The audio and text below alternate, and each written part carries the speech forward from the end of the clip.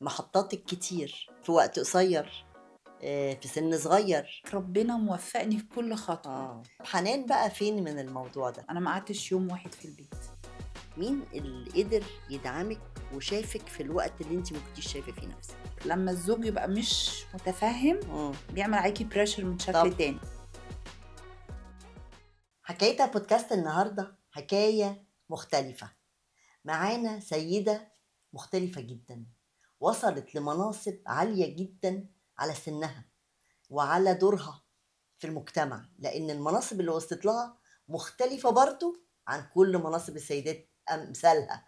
بصراحة هي ست يونيك أو ست متوحدة في كل حاجة بتعملها، من أول ما كانت صغيرة لحد ما كبرت ومسكت ده. طب تعالوا نعرف قصتها إيه وحكايتها إيه.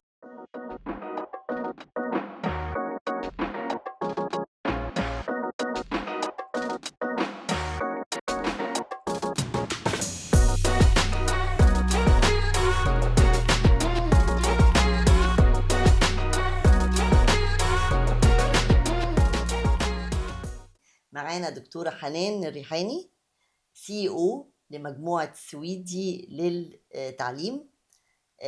وطبعا احنا عايزين نفهم اكتر ايه الموضوع وايه قصتك وايه الحكايه. مشرفاني وانا مبسوطه ميرسي يا جدا أمان. بصراحه ان انت معايا، وانا سعيده ان انت جيتي. ثانك يو أمان. احنا طبعا حكايتها بودكاست على قدها لسه، بس يعني بيكي لا بس هتكبر والله باذن لا، الله. الله جميلة و يخليكي. very inspiring وحلوة قوي ان انت عاملة سبوتنج على الستات وحكاويهم.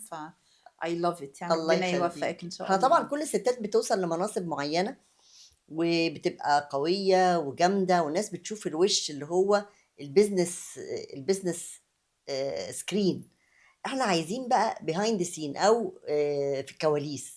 الست دي في الاخر ام وبنت وزوجة وسيدة، يعني عندها ادوار كتيرة قوي بتعملها غير الدور اللي الناس كلها بتشوفه في المقدمة، اللي هي دور وضعها اللي في البيزنس، او وضعها الاجتماعي، الشكل العام اللي بنشوفه او بيتصدر لنا طبعا من نجاحات لنجاحات لنجاحات. بس احنا بنبقى فضوليين جدا ان احنا نعرف، طيب في الكواليس الحكايه ايه؟ لو انا النهارده قلت لك يا حنان قولي لي حكايتك ايه، هتقولي لي ايه؟ to start with مفيش مناصب ولا حاجة، يعني أنا كده مبدئيا يعني أنا مش حاسة إن أنا ماسكة حاجة كبيرة قوي أو بعمل حاجة ضخمة قوي. حاسة إن أنا ربنا اختارني إن أنا أعمل حاجة كويسة وأخدم بيها الناس. مم. ده مبدئي في كل حاجة أنا مسكتها. وما بحسش إن أنا البيج بوس يعني في الموضوع. لا، أنا بحس إن أنا عندي مسؤولية والتيم كلنا بنشتغل إيدينا في إيدين بعض عشان نعمل حاجة كويسة. دي طبعا ده عشانك انت حنان طبعك كده. يعني ده ربنا يوفقك في كده.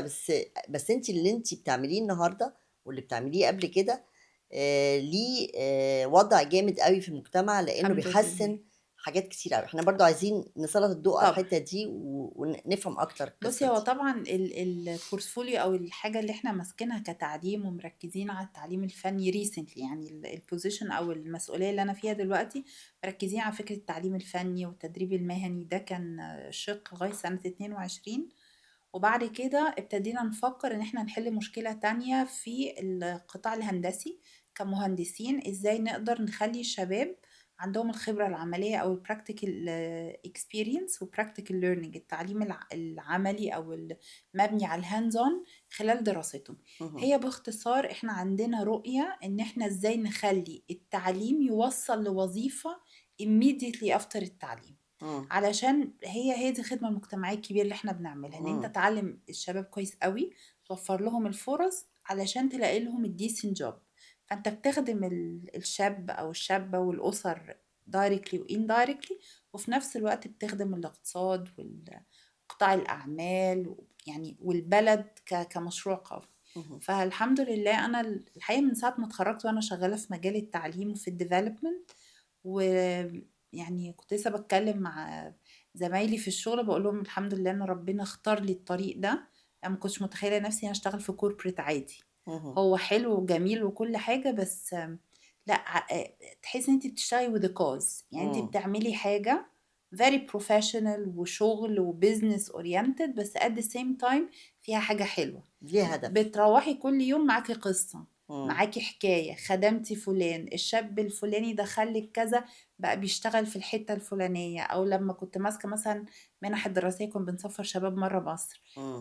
ده بقى دكتور في الحتة الفلانية، ده في ناس بقت وزر على فكرة مم. and so on. مم. فده تحس ان انت بتعملي حاجة وفي نفس الوقت وراها قصة وفي تأثير في أثر، you're مم. leaving an impact على مم. الناس. مم. الحمد لله بحمد ربنا لا، دي يعني حاجة الحمد جميلة لله. جدا ورسالة جميلة جدا جدا جدا، الحمد لله. ولكن محطاتك كتير في وقت قصير، في سن صغير، والمحطات دي كان فيها نجاحات وفيها وقعات. طبعا.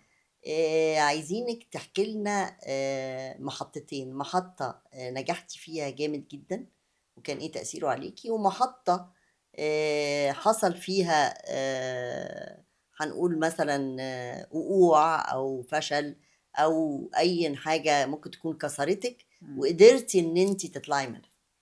بصي هو انا اتكسرت في الترانزيشن بين شغلي الحالي السويدي واللي قبله.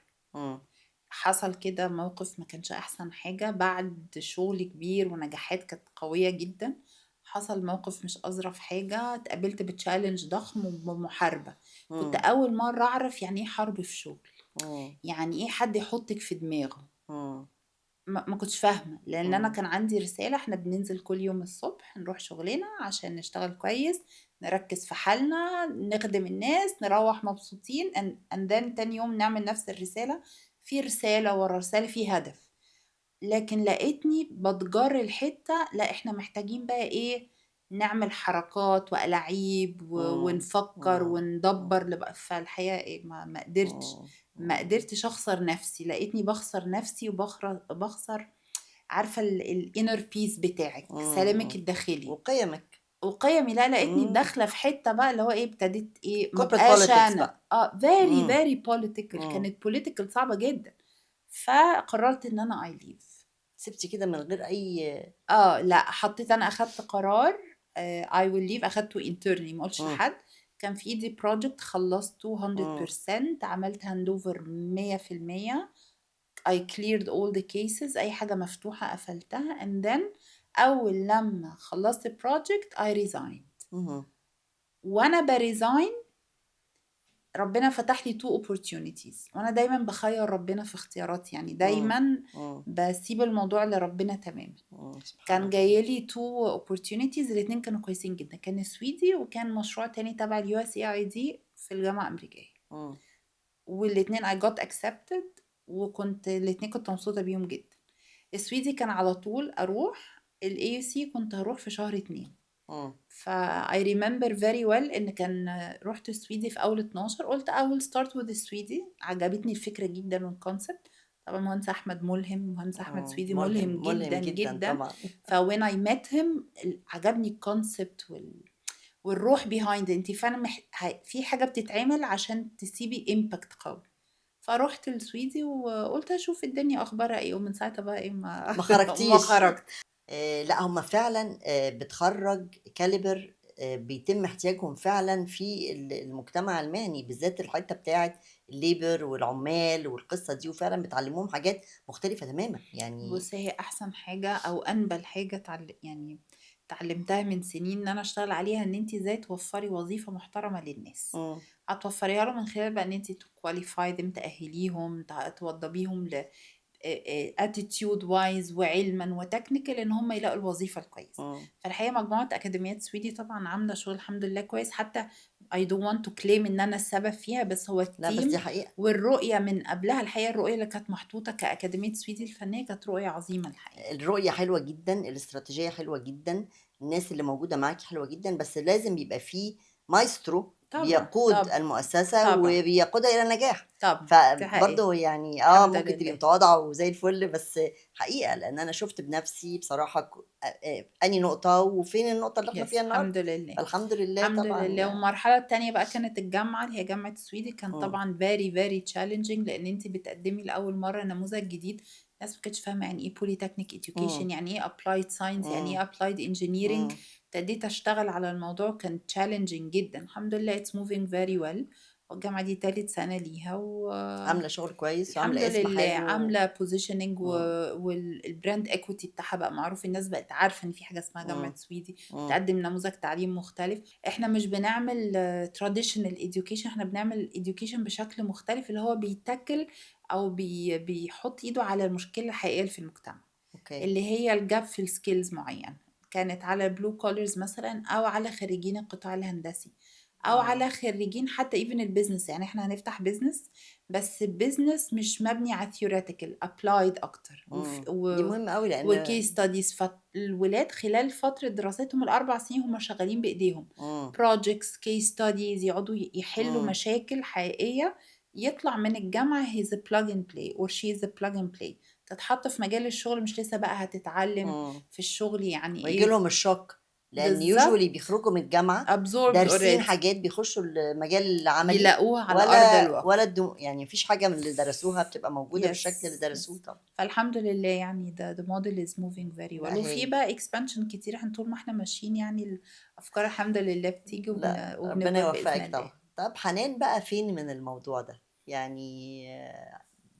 خلف الكواليس، انتي علاقتك ايه باولادك؟ ازاي الشغل ده اثر عليكي وعلى اولادك بالايجابي وبالسلبي؟ انتي زوجة، انتي بنت، انتي يعني عندك حاجات كتيرة قوي في ادوارك. لازم تاخدي بالك منها، مش بس في الشغل. فده ازاي قادرة تلمي كل الخيوط دي مع بعضها؟ والله بصي أنا كان ربنا على طول موفقني الحقيقة من وأنا صغيرة. كل مرحلة كان على طول يعني تحسي ربنا ايه بيوضب لي المرحلة ان انا ابقى ماشية فيها مظبوطة. يعني انا لما اتجوزت كنت بشتغل، انا ما قعدتش يوم واحد في البيت، يعني بقالي سنين كتير قوي بشتغل. لما اتجوزت جبت عمر، ابني الاولاني، والحمد لله كان ربنا كرمني ودخل نيرسري. النيرسري كانت احسن مما يكون. I was really lucky. يعني ما حسيتش بالبهدلة اللي بسمعها عن امم. الامهات طب ده حظك حلو بقى جدا. قوي الحمد لله. يعني ما حسيتش بالمشاكل اللي هي الحضانات اه. والمشاكل وبتاع، اوكي. لا. يعني انا قعدت معاه 3 شهور الماترنتي، وبعد كده ابتدى يروح النيرسري بتاعته. it was perfect، مفيش اي مشكلة. والانفايرمنت في شغلي الاولاني كان متفاهم جدا الوركينج ماذر. اه. يعني هم كانوا it was American institution Fulbright يعني. وكانت مديرتنا اه كانت طبعا. سيدة اه. فاضلة الله يرحمها دكتور آن رضوان. مم. فكانت متفهمة، بالعكس كانت very supportive. اه. عمر دخل، يعني عمر كان ايه 2 سنين جبت علي. ساعتها بقى كنت قلقانة شوية على علي، كان بريماتيور وما كنتش عايزة اوديه اه. نيرسري. اوكي. عايزة اقول لك قبل ما انزل من الماترنتي باسبوع لقيتهم باعتين لي ايميل بيقولوا لي مبروك احنا عملنا داي كير سنتر في الشغل. يا سبحان الله. فبقول لك ربنا موفقني في كل خطوة. اه. اتفتحت النيرسري عندنا داي كير سنتر في الشغل، كانت مفروشة على أحدث الحاجة. it was very clean and neat جوه مكتبي. وكنت بجيب أنا الناني بتاعته، ربنا كرمني بناني سبحان الله قعدت معايا 4 سنين لغاية لما علي دخل مدرسة. المدرسة. مم. وعمر كان أكبر ب2 سنين. والحمد لله. مم. وربنا وفقني في اختيار المدرسة. كان ميعاد الباص بيجي في نفس الميعاد اللي أنا بوصل فيه في البيت. فدايما كنت موفقة الحمد لله، ربنا كان كريمني في الحتة دي، فعرفت أعمل دور الأم بشكل كويس قوي، ما قصرتش في حقهم خالص الحمد لله، وما جيتش على شغلي. مم. أحمد طبعا جوزي very understanding and very supportive. مم. فكان ليه دور لما الزوج يبقى مش متفهم مم. بيعمل عليكي بريشر من شكل طب. تاني طب. فيأثر عليكي. مم. غصب عنك تلاقي نفسك مش عارفة تجيب للعيلة مم. كويس تحت بريشر، مم. وفي نفس الوقت الشغل بيتأثر. فالحتة دي الحمد لله برضو ربنا كان كريمني بيها جدا. والسنين عدت ومعرفش عدت ازاي. مم. والولاد دلوقتي اهو واحد اتخرج ما شاء الله بيشتغل، والتاني السنة دي آخر سنة ليه في الجامعة والحمد لله. لو رجعنا بالزمن لورا شوية، وجيت سألتك يا حنان في رحلتك، في حاجة كنت ممكن عايزة تغيريها وتعمليها بشكل مختلف؟ لا تخيلي. فعلا. لا والله. يعني لا لا كل اللي عديتي بيه مع انك ما كانتيش في بالك ده. لا. حاسة ان هو this is the right place و the right choice. مهما كنت فكرت لا، حاسة اختيارات ربنا كانت احسن. عايزة اقولك حاجة، انا كنت في الجامعة انا كان نفسي ادخل سياسه واقتصاد جدا، مم. وكنت شايفه نفسي في الخارجيه بقى مم. والسكه دي جدا. مم. انا كنت من وانا صغيره عندي لباقه بقى في الكلام، وحتى في المدرسه كنت انا الليدر واتكلم واعمل برزنتيشن، فعندي الحته دي كانت قويه. كنت شايفه نفسي جدا جدا جدا في الخارجيه. آه. وبعد كده طبعا ثانويه عامه الجميله حبيبتنا كلنا ضيعت لي حلمي بنص درجه. يا ساتر يا رب. دخلت تجاره مم. القاهره انجلش. مم. إيه... كنتش بحب اروح الجامعه. مم. كان بالنسبة لي 4 سنين الجامعة دول أصعب 4 سنين عدوا عليا في حياتي. كنت مم. حاسة إن هو اللي هو حرام، ده ظلم يعني. مم. كنتش بحب الجامعة فعلا، ما كنتش بحبها. وبعد كده سبحان الله، يعني أنا دلوقتي لما برجع لورا، لا، اللي أنا فيه أحسن بكتير من مما اللي كنت كنت. بتحلمي بيه. طب مم. بكتير. مم. فده دايما بيقولك اختيارات ربنا، الواحد لما بيبقى عنده يقين اختيارات ربنا فعلا بتبقى للأفضل. أفضل بتبقى مليون في المية. مهما كان شكلها. لا لا لا، مم. اللي انا فيه لا، انا بحمد ربنا عليه كتير قوي قوي قوي. انا كل يوم عايزه اقولك وانا نازله الشغل دايما اقعد كده مع نفسي واحمد ربنا على كل حاجه. حلو قوي، الحمد الحمد لله. لله. حنان، في لحظات بتبقي انت مش شايفة نفسك فيها، وحاسة ان انت لا، انا مش كفاية، انا مش هو ده اللي كان المفروض اعمله. مين اللي قدر يدعمك وشافك في الوقت اللي انت ما كنتيش شايفة فيه نفسك؟ والله بصي اقول لك حاجه، بس هو انا كل الحاجات دي ما كنتش بشارك مع حد. يعني انا مع نفسي، وانا اللي حتى لما بقع انا بقوم نفسي. ايه اللي ما خلاكي تعملي كده؟ بصي، عشان انا يعني بابايا ومامتي معايا، مش معايا بقالهم سنين. يعني بابايا اه، توفى وانا عندي الله 14 يرحمه. سنة، اه. ومامتي كنت تقريبا 22 سنة. مم. فاتربيت ان انا لا، يعني انا امسك نفسي بنفسي واقوي نفسي بنفسي واتكلم، يعني اتكلم مع نفسي فعلا. واقوي نفسي مم. واساعد نفسي. اخواتي طبعا موجودين، بس ما كنتش يعني لا، تخيلي مشاكلي حتى ما بمشاكل في الحياة البيرسونال او الشغل، مش من الشخصيات اللي احب اشيل همي اللي حواليا. خالص. لا. ولا بتشاركي ولا؟ طب مين اللي كان واقف في ظهرك حتى من غير ما تسألي، وأثر فيكي لا، هما طبعا اخواتي قبل الجواز وبعد الجواز، احمد مم. جوزي ولما ولادي كبروا بقى ولادي. اه. يعني بالعكس هقولك بقى حاجة، اكتر ناس احب اتكلم معاهم دلوقتي هما ولادي. فعلا. عمر وعلي مم. كبروا ما شاء الله بقوا رجالة. لا، لما يبقى عندي مشكلة في الشغل حتى لو هم مش عارفين الموضوع قوي، بس احب اتكلم معاهم. اوكي، وبتاخدي منهم اخد منهم مم. ادفايس مم. مم. وسبورت. اوكي. بيدوني سبورت. طيب برضو أدوارك كأم، قدرتي تلعبي الدور وتروحي وتعملي معاهم الرياضة بتاعتهم يا كل قدرتي توفقي الدنيا عاملة ازاي يعني؟ والله انا قاعده دلوقتي بشوف الشريط، انا ما اه. اعرفش كنت بعمل كده ازاي بجد. وكنت بطبخ لهم فعلا. واحميهم والبسهم وتمارين ومذاكره وهوم وورك، كل حاجه وشغل. كله. اه لا، كل حاجه. كان مالتي فانكشن زي ما الكتاب بيقول. كان الزوج بيساعد بقى في الحاجات دي؟ حاجات الولاد اه. لا خالص، فعلا. لا لا بيشتغل خالص. على طول. اه لا خالص، امم. كنت انا شايله الموضوع كله. بس ما كانش بيضايقك، يعني في رجالات على طول تلاقيها ممكن تنتقد، امم. فده يكسر فيكي. امم. لا، الحته دي ما كانتش موجوده الحقيقه. فده امم. best that I can do، اكتر حاجه اقدر اعملها كويسه تمام. اوكي. في عارفه النقد ده ساعات اه. يكسر مقاديفك، اه. لا الحقيقه هو اه. supportive من الحته دي يعني. ودوره مع الأولاد. لا الصحاب جدا. امم. no. فقدر ان هو يعمل لك الاتزان المظبوط. بالظبط بالظبط. مم. بس قرارات التعليم، يدخلوا مدارس ايه، يعملوا ايه، الحاجات كلها اللي ليها علاقة بالتعليم كنت انا يعني هاندلت 100%. طبعا قرار بيبقى قرارنا احنا الاتنين، بس ايه يعني هو بيثق مم. في اللي انا بقوله، جامعات مدارس مم. الحاجات دي مثلا. مم. فهو كان بيثق في اللي انا بقوله وبنتفق عليه. مم. مم. برضو الستات بيبقى ليهم قوة داخلية مختلفة، يعني يقدروا يعملوا مالتي تاسكينج ويعملوا يمين وشمال. هل جالك فترة آه، يعني اتضايقتي من نفسك من حاجة معينة بس قدرتي تصلحي نفسك وخرجتي بره الحتة دي؟ في ناس كنت بتفتكريهم حاجة وبتلاقيهم حاجة تانية خالص. مم. بتاخدي شوك بس بتصالحي مع نفسك ان ده بيحصل وهيفضل يحصل، مم. فبتتعاملي معاه and you move on. مم. تاخدي صدمات في ناس قريبة في ناس مم. بعيدة. مم. بتوجع بس you move on. مم. لا، وكل يوم بقى الواحد بيتعلم درس جديد. مم. الشغل برضه مم. بيحصل فيه أزمة. مم. كنت الأول يمكن وأنا أصغر شوية في الشغل ممكن أكون كنت edgy شوية. مم. بالوقت لا، اتعلمت الواحد لازم يبقى ايه more relaxed. مم. رأيي والرأي الآخر. مم. الواحد لازم يسمع، الواحد لازم يحترم رأي اللي قدامه. مم. حتى لو أنا متأكدة إن رأيي 100% صح، بس ما هو ممكن يكون في وجهة نظر أنا مش شايفاها. مم. فابتديت لا، أنا علمت نفسي كتير، أنا اتدربت، أنا كنت my personal coach. فعلا. طبعا. عن طريق بقى القراية وكده ولا بتعملي ايه؟ القراية بحب بقيت أسمع. مم. أهم حاجة الواحد يسمع كويس قوي. مم.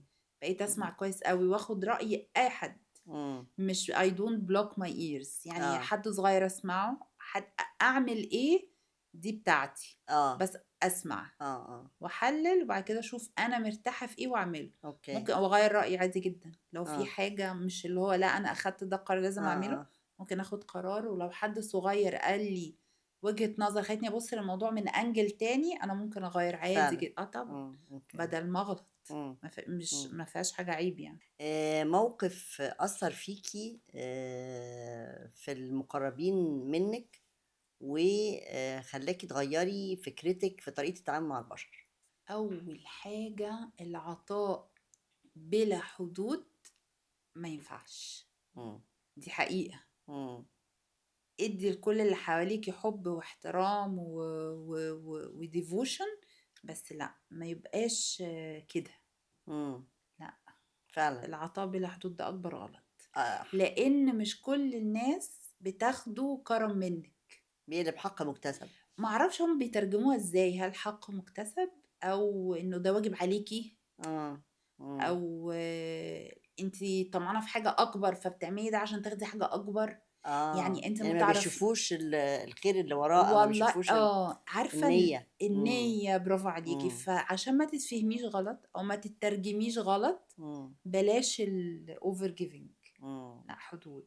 ابقي كويسه ولطيفه وظريفه مع الناس كلها ومحترمه، بس put limits، حدود. ده انا مم. اتعلمته 100%. تاني مم. حاجه، ما بقى حسن النية في اللي قدامي مطلوب. اصلا انا كل حياتي ان انا بدي مثلا حد قال لي حاجة، لا على طول حسن النية وسوء النية ده في الاخر. مم. ما غيرتش مبادئي برضو، ان هو ان انت تبدي حسن النية في الاول، دي حاجة كويسة علشان ما مم. انت مش هتعرفي تعيشي. صح. لو كل اللي حواليك هتقعدي تشكي في هتشكي في، نيتهم مش مش هتتعاملي. هتعرفي تعيشي. بالظبط كده. مش هتعرفي تتعاملي مع الناس. بس ما غمضش على احتمالية سوء النية. سوء النية. مم. يعني برضه ابقى ذكية وابقى باصة ان ايه الحاجة ليها تو سايدز يعني، مم. عشان ما مم. تصدمش. مم. مم. والحاجة التانية ان انت يبقى عندك ايه، زي ما تقولي استعداد ان انت تتصدمي. مم. طول ما انت ماشية خلي عندك استعداد ان انت بس تتصدمي. طبعا لما بتتصدمي بتبقى صدمة يعني حتى لو لا، عندك استعداد. لما تحسي ان انت مش ممكن اتصدم من اي حد، يعني في ناس معينة تقول لا لا لا مستحيل. استحالة. لا، شيلي كلمة استحالة دي. فعلا. طبعا، عشان لو اتصدمتي ما تتوجعي، هتتوجعي. بس هتقدري بس تشيليها في اوقات ما بيجيش على بالك انك تشيلي لا، الكلمة دي من ناس معينة. كل الناس ممكن تصدم. مم. مم. كل الناس. مم. مم. خدتي صدمة جامدة شكلك. لا، اتعلمت. اه اتعلمت. لا، كل اتعلمت. الناس ممكن تصدمك. فعلا. وفي حاجة تانية، ساعات انت من كتر ما انت نيتك تبقى حسنة بتبقي شايفة الغلط، بس انت مم. مش قادرة تصدقي ان هو غلط. ايوه. ولما بتبعدي عن الموقف ترجعي لورا كده شوية وتبصي من بعيد تقولي هو انا كنت انا كنت عامية. ما هي واضحة اهي. ما هي واضحة اهي. اه. فدي حاجة من الحاجات اللي اتعلمتها. بس مم. حاجات ما فيش حاجة تزعل. مم. واهم حاجة اتعلمتها وسمعتها الحقيقة من دكتور مجدي يعقوب، والكلمة دي أثرت فيا جدا. مم. الحزن ما تخليهوش يطول معاكي، او الصدمة والزعل ما تطوليهاش معاكي. مم. ازعلي بس خدي قرار ان هو خلاص فينيشت مم. وتنقلي. يعني انت مم. لو فضلتي في الحتة دي انت هتدمري نفسك. هتدمري نفسك. وانا بحب نفسي، بالظبط انا بحب بالظبط. نفسي واخلي بالي على نفسي. مم. مين في الدنيا يأذيني ليه؟ يعني مم. اديله الفرصة ليه؟ فاهمة مم. قصدي؟ ايوه ايوه. فواي نوت. دي نقطة مهمة قوي ومحورية لأن مش ستات كتير بيقدروا يخرجوا بره الاريا دي. يعني في أوقات كتير قوي بتقع جوه الاريا بتاعت لا أنا آه، يعني اتظلمت او لا اتوجعت او وبعدين وما اعرفش اخرج، فهي وبعدين دي. اذت نفسها بنفسها. اه. ما انت لو فضلتي عايشة في دور الضحية وعمالة تعيطي وتندبي في حظك and so on، طب وبعد ما هتفضلي هنا؟ مم. وبعدين طب انتي لو سيدة وصلت معاكي للمرحلة دي، طبعا ربنا سبحانه وتعالى بيعمل كل حاجة، بس ساعتها الواحد ما بيبقاش قادر يبص على ان ربنا عمل ده للخير او لا، بتبقي جوه الموقف، وبتبقي حاسة ان انتي موجوعة، وان جه عليكي الزمان، وانك مش عارفة مم، هتعملي ايه وهتصرف ازاي، تنصحيهم ازاي؟ لان الكلام سهل ممكن نقوله، طبعا. بس ازاي نقدر فعلا نعمل ده؟ بصي ده محتاج حاجتين، محتاج قوة شخصية، انت تبقي بني ادمة قوية، انت لو قوية هتعرفي تواجهي اي حاجة تقابلك في الدنيا. مم. فانت تقوي نفسك، محدش بيتولد قوي الشخصية مم. وجدع. مم. المواقف ودروس الدنيا هي اللي بتخلي شخصيتك تبقى كده. مم. تاني حاجة اليقين بالله مم. والتسليم. مم. انا وصلت لمرحلة من عمري انا مسلمة حياتي 100% بمنتهى اليقين والإيمان لربنا مم. بمفاتيحها كلها، مم. بيت وشغل وولاد ومستقبل. أصل خلي بالك، هو يعني مم. هتعملي إيه؟ أنت في إيدك مم. نعمل إيه؟ هتسعي فقط. اسعي بس. واجتهدي، مم. بس كله في الأول وفي الآخر هو توفيق من عند ربنا. مم. لو نجحتي هو مش عشان أنت ذكية قوي وشاطرة قوي وجدعة قوي، هو ده سبب، مم. بس التوفيق من عند ربنا. لأن مم. ياما ناس كتيرة جدا شاطرين واجتهدوا وما نجحوش وما وصلوش، مم. فهو بيبقى توفيق من عند ربنا واليقين بقى. مم. انا I believe ان انا محدش يقدر يأذيني. لو مم. انا عندي internally ده هو محدش هيأذيني، هيحاولوا، مم. وعندك ناس بس ممكن ربنا اللي بيحمي. بس ربنا اللي بيحميكي. اه. ف اوكي. ولما انت تبصي لنفسك بالشكل ده بيبقى عندك قوة غريبة. بتكلمي نفسك كتير؟ اه بتقوي نفسك عن طريق الكلام؟ internally بتعملي ايه؟ لا يعني مثلا لو في موقف اقعد بقى اقوي نفسي ولا مم. لا تعملي مم. كذا، نعمل كذا، لا ده ما يتعملش، مم. وافكر. مم. وبقيت اهدي شوية في القرارات. مم. يعني لان انا برجي حمل، كل سنة فالحمل طيبة، انت عيد ميلادك. لسه كان من كام يوم. وانا حمل ايدج بين الحمل والطور، ففي اه. اندفاع. اوكي. اوكي. فالاندفاع ده ساعات كان صحيح. بيخسرني، ايوه. حتى لو انا على حق بس اه. بيخسرني، وده اه. من الدروس اللي اتعلمتها. ودايركت، فبتقولي في اه الوش فدي الاتنين. برضو اه. هي حلوة، بس ساعات بيبقى فيها غشومية شوية. اه. يعني مم. برضو البوليتكس يعني لازم في فن برضو. بالظبط. ف اين ومتى وكده. بالظبط. خسرتني حاجات، ممكن ناس زعلت مني وانا كنتش قصدي ان أنا ازعلها. مم. خسرت حقي في حاجات مثلا. اه. فلا اتعلمت بقى، لا تاخدي بالراحة، مم. تفكري، مم. تندفعيش حتى لو غضبت. بتعملي ايه؟ اسكت بقى واحاول الهي بتقدري. اه. نفسي بقى في اي حاجة اه. كده علشان ما تهدي نفسك. اه. يعني لو مم. نطحت الدنيا مش